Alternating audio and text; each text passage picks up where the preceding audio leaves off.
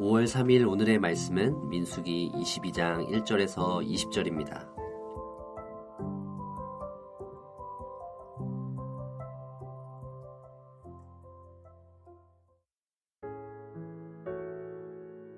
이스라엘 자손이 또 길을 떠나 모압 평지에 진을 쳤으니 요단 건너편 곧 여리고 맞은편이더라. 십볼의 아들 발락이 이스라엘이 아모리인에게 행한 모든 일을 보았으므로 모압이 심히 두려워하였으니 이스라엘 백성이 많음으로 말미암아 모압이 이스라엘 자손 때문에 번민하더라.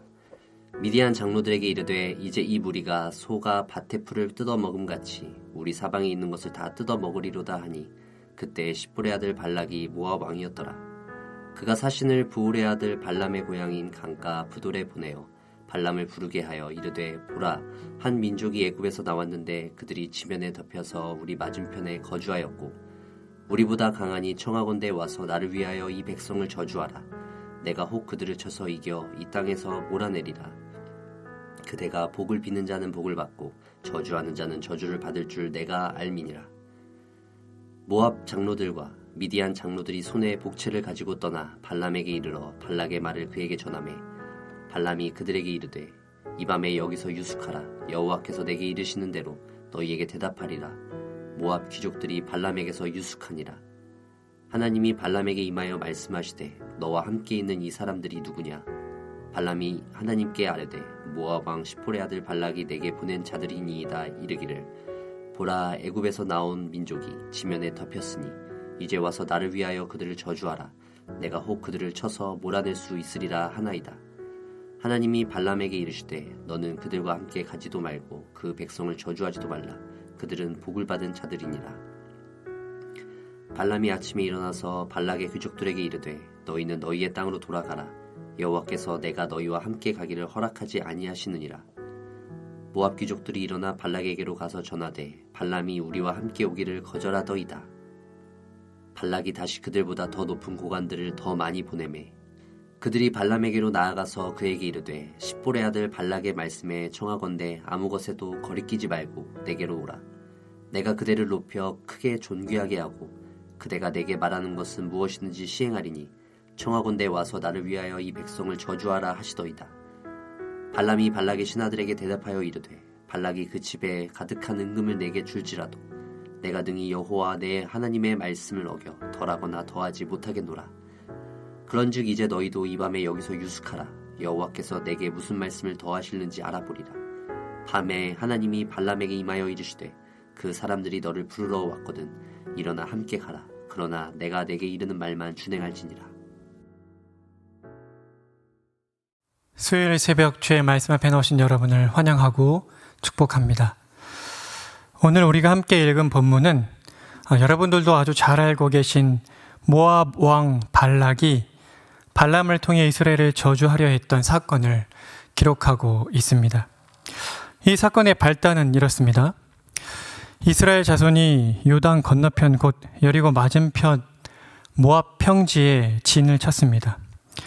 이때 모압 왕 십볼의 아들 발락이 이스라엘이 아모리인에게 행한 모든 일을 보았고 또 이스라엘 백성들이 큰 무리였으므로 두려워 떨었습니다.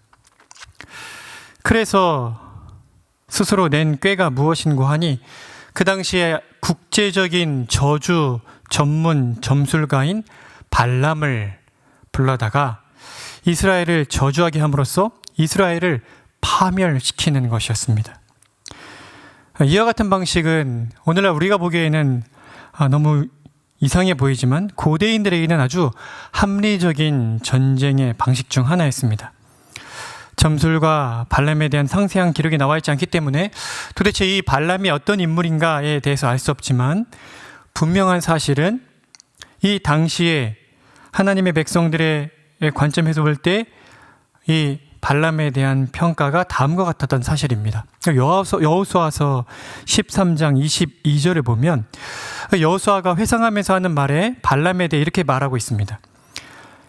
이스라엘 자손이 그들을 사륙하는 중에 부올의 아들 점술가 발람도 칼날로 죽였더라. 부올의 아들 점술가 발람도 칼날로 죽였더라.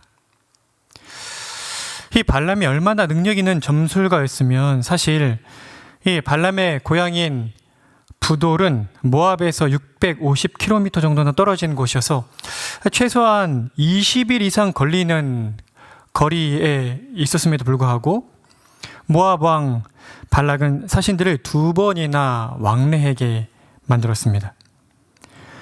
발람의 명성이 대단하지 않으면 불가능한 일일 것입니다. 아무튼 이 발람은 발락을 통해 이스라엘을 저주하려고 애를 씁니다.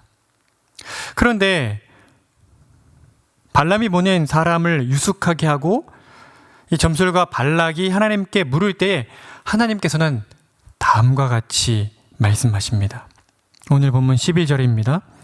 하나님이 발람에게 이르시되 너는 그들과 함께 가지도 말고 그 백성을 저주하지도 말라. 그들은 복을 받은 자들이니라. 그들은 복을 받은 자들임이니라. 주 안에 사랑하는 성도 여러분, 결국 점술가 발람의 중심을 아신 하나님께서는 후에 이 발람이 모압 왕 발락이 보내온 사람들을 따라 나서는 일을 허락하시고 그 위에 우리가 잘 알고 있는 아주 유명한 나귀가 말하는 사건을 경험하게 하십니다. 그러나 오늘 본문만 우리가 볼 때에 우리가 주목해야 할 것은 이것입니다. 모압 왕 발락은 점술가 발람을 통해 자신이 할 수 있는 최선의 방법, 곧 초자연적인 능력을 힘입어서 이스라엘 백성을 저주하려고 하였지만 그 결국이 무엇이었냐 하는 것입니다. 그 결국은 이스라엘 백성이 하나님께로부터 복을 받은 자들이라는 사실이 더욱 분명해지는 것이었습니다. 사랑하는 성도 여러분, 우리는 이 사실에 주목해야 합니다. 세상은, 그리고 세상의 왕인 사단은, 그리고 사단에게 속한 사람들은 그리스도인들을 싫어합니다. 그리고 어떻게 해서든지 그리스도인들을 박해하고 또 시험하여 넘어뜨리려고 애를 씁니다.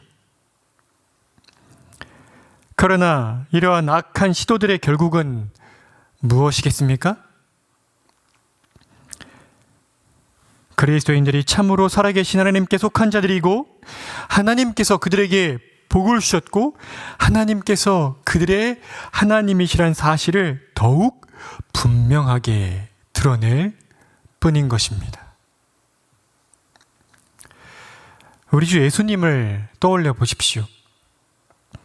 택하신 하나님의 백성들의 대표자로 이 땅에 오신 예수님께서는 가장 심한 멸시와 천대를, 저주의 십자가를 달리시는 수모를 겪으셔야 했습니다. 사단과 그에게 속한 세상과 세상 사람들이 예수님을 죽였습니다. 그리고 그때 그들은 분명 승전가를 불렀을 것입니다. 우리가 예수를, 하나님의 아들을 죽였다. 우리가 이겼다. 그러나 진짜 그 결론이 어떻게 되었습니까? 예수님께서는 부활하셨고 참으로 하나님의 아들이시라는 사실이, 참 메시아라는 사실이, 참 왕이라는 사실이 온 천하에 선포되었습니다. 사랑하는 성도 여러분, 혹시 지금 고난 가운데 계십니까? 예수님을 믿는다는 사실 때문에, 하나님께 예배드리는 자라는 사실 때문에, 그리스도인이라는 사실 때문에 핍박을 받고 계십니까? 도무지 내가 어찌할 수 없는 환경의 고난 속에 여러분 처해 계십니까? 우리 아버지 하나님께서 그 모든 상황을 알고 계시고 다스리고 계시고 왕이신 예수 그리스도께서 왕으로 계시고 성령 하나님께서 우리 가운데 함께 계십니다. 그러니 염려하지 마십시오. 그 고난이 여러분이 정말 누구에게 속했는지, 하나님께로부터 얼마나 복받은 자들인지를 더욱 분명하게 드러나는 계기가 되고야 말 것입니다. 바라기는 세상으로부터 고난과 핍박이 다가올 때 모압 왕 발락이 점술가 발람을 통해 이스라엘을 저주하려 하였을 그때 하나님께서 그 일을 통해 오히려 이스라엘 백성들이 하나님의 복받은 자들이라는 사실을 더욱 확고하게 선언하셨던 것처럼, 그렇게 여러분들이 하나님께 속한 자라는 사실이 더욱 분명히 드러나게 될 것임을, 그렇게 하나님이 그 어려움을, 그 고난을 사용해 줄 것임을 기억하시기를 주 안에서 간곡히 부탁을 드립니다. 함께 기도하시겠습니다. 자비와 긍휼이 풍성하신 아버지 하나님, 세상은, 또 세상의 왕인 사단은 어찌하든지 하나님의 백성들을 넘어뜨리려 하고 시험에 들게 하려고 하고 핍박을 가함으로 말미암아 하나님의 품에서 멀어지게 하려고 애를 씁니다. 그러나 오늘 모압 왕 발락이 점술가 발람을 통해서 이스라엘 백성들을 저주하려 할 때에 오히려 그 일로 말미암아 이스라엘 백성들이 하나님께 복받은 자들이라는 사실이 더욱 분명하게 선언되었던 것처럼 우리에게 주어지는 고난이, 환난이, 그 핍박이 우리가 누구에게 속했는지, 우리가 하나님께로부터 얼마나 큰 복을 받은 자들인지를 더욱 분명하게 드러낼 뿐이라는 사실을 오늘 사건을 통해 우리 마음에 새깁니다. 우리를 하여금 더욱 인내할 수 있도록 힘을 주시기 원하고, 이 일에 결국이 정해져 있음을, 우리 주 예수 그리스도께서 십자가에서 이미 승리한 싸움을 우리가 싸우고 있음을 기억하고 이 믿음의 길을 더욱 담대히 걸어갈 수 있도록 은혜를 베푸시기를 원합니다. 하나님, 특별히 이 세대가 악하고 이 세상의 가치관 속에 하나님의 백성들이, 하나님의 자녀들을 길러내는 일이 사소한 일로 취급받고 있지만 아버지 앞에 간절히 구하오니 우리 공동체 안에 다음 세대들이 하나님의 백성대로, 하나님의 백성답게 잘 길러질 수 있도록 우리 부모들에게 지혜와 힘을 허락하시길 원하고, 계속해서 하나님의 백성들이 길러질 수 있도록 우리에게 언약의 자녀들을 허락하시기를 원합니다. 태열매를 사모하며 기다리는 백성들이 있사오니 주님, 언약의 자손들을 허락하여 주십시오. 오늘 하루도 목자 모임과 수요 예배 어하나가 있습니다. 그 모든 모임을 통하여 성령께서 은혜를 베푸시기 원하며 예수님의 이름으로 기도드립니다. 아멘. 하늘에 계신 우리 아버지여, 이름이 거룩히 여김을 받으시오며 나라가 임하시오며 뜻이 하늘에서 이루어진 것 같이 땅에서도 이루어지이다. 오늘 우리에게 일용할 양식을 주시옵고, 우리가 우리에게 죄 지은 자를 사하여 준 것 같이 우리 죄를 사하여 주시옵고, 우리를 시험에 들게 하지 마시옵고 다만 악에서 구하시옵소서. 나라와 권세와 영광이 아버지께 영원히 있사옵나이다. 아멘.